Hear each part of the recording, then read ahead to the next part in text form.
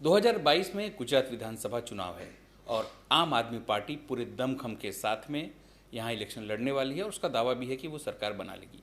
हमारे साथ आम आदमी पार्टी के नेता ईशुदान गढ़वी भी हैं और हम उनसे सबसे पहले बात करेंगे कि क्या रणनीति रहने वाली है और कैसे वो पूरी अपनी जो रणनीति को वो अमल करने वाले हैं।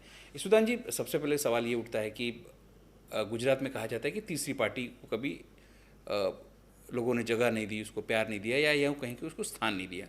आप लोग जिस तरह से इलेक्शन लड़ रहे हैं या जिस तरह से रणनीति बना रहे हैं वो किस तरह से लोगों के बीच में जाएंगे और कैसे कन्विंस करेंगे? पहले तो अनिल भाई, आपने कहा कि तीसरे मोर्चे को वो सही है। अभी तक तीसरे मोर्चे को इसलिए जगह नहीं मिली थी, उसकी दो वजह थी। जब तीसरा मोर्चा बनाया तब वो नाराज लोगों ने बनाया था। अब मुझे कोई मंत्री नहीं बनाया, कोई मुख्यमंत्री नहीं बनाया तो मैं मोर्चा खोल दूं, इस तरह का मोर्चा था। और दूसरा था, एक वजह थी, यहाँ कांग्रेस यानी कि दूसरा पक्ष बहुत मजबूत था। पूरे देश में कांग्रेस मजबूत थी। आज तीसरा पक्ष कांग्रेस है, आम आदमी पार्टी नहीं है। जैसे आप देख लो, आम आदमी पार्टी गुजरात में अभी हर 182 असेंबली सीट पर हमारे कार्यकर्ता उपलब्ध हैं। कांग्रेस से ज़्यादा संगठन हमारा ऑलरेडी बन चुका है, कांग्रेस से लोग उबल चुके हैं। तो अभी ये बात है कि आम जनता यानी कि आम आदमी वर्सेस खास आदमी की ये चुनाव है और हमारा मकसद है आम आदमी को मिलना चाहिए। और पूरे गुजरात के 6.5 करोड़ में से 6 करोड़ लोग आम आदमी हैं। 50 लाख होंगे खास आदमी, लेकिन 6 करोड़ लोग खुद चुनाव लड़ेंगे, अपने दम पर लड़ेंगे और वोट फॉर चेंज करेंगे। आपने कहा कि वोट फॉर चेंज करेंगे, लेकिन आपके साथ सूरत में जिस तरह से घटना हुई, बहुत सारे लोग छोड़ के चले गए। आपके साथ में नेता थे विजय सुवाड़ा, वो छोड़ के चले गए। सवाणी थे, वो छोड़ के चले गए। मतलब जितने लोगों को आप जोड़ रहे हो उतने लोगों को या तो बीजेपी तोड़ रही है या तो तोड़वा या अपने आप में ज्वाइन कर रही है। इस तरह से अगर पूरा अभियान आपका चलेगा, भले संख्या, लेकिन अगर वो बीजेपी में चले जाएंगे तो कैसे तीसरा मोर्चा खड़ा करेंगे? नहीं अनिल भाई, पहली बात तो ये है कि हमारे सबसे बड़ा चेहरा कौन है गुजरात में?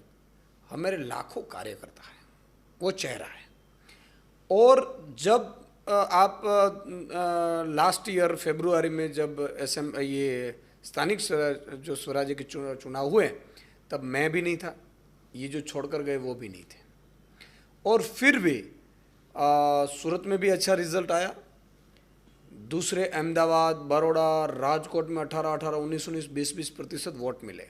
गांधीनगर में भी 24% वोट मिले थे। उनको भी आज 4-6 महीने हो गए। तो कहने का तात्पर्य ये है कि हमारा चेहरा आम आदमी है।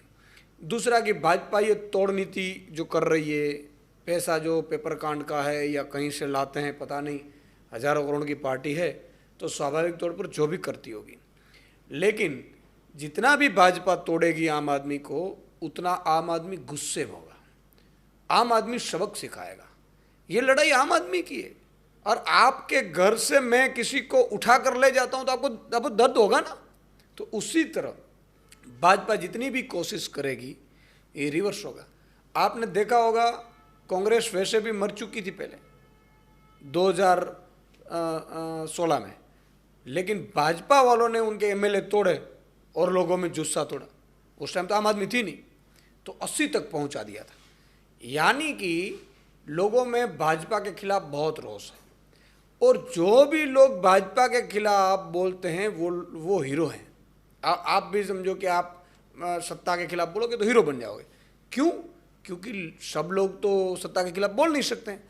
तो ये मामला है। इसलिए हमारे लिए जितना भी भाजपा को डराना धमकाना ये कोशिश करनी है, कर ले।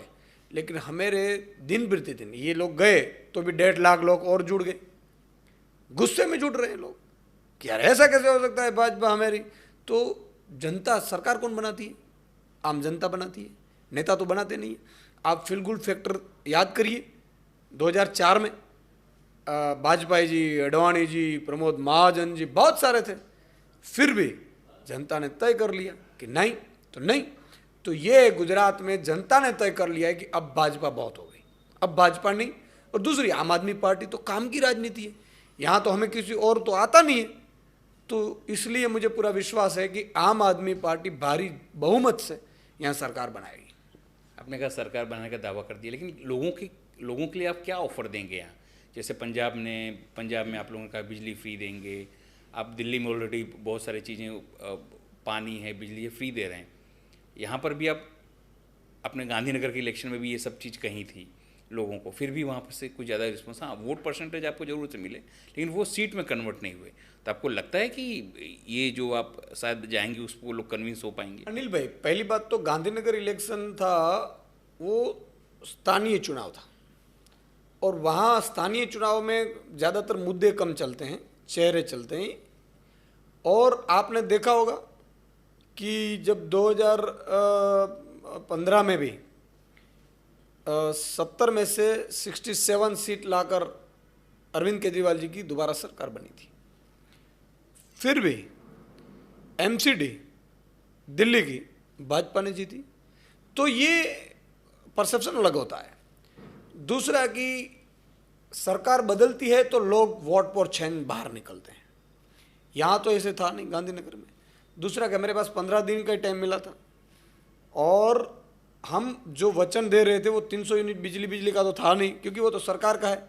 सरकार बदल दी है तो लोग बाहर आते हैं।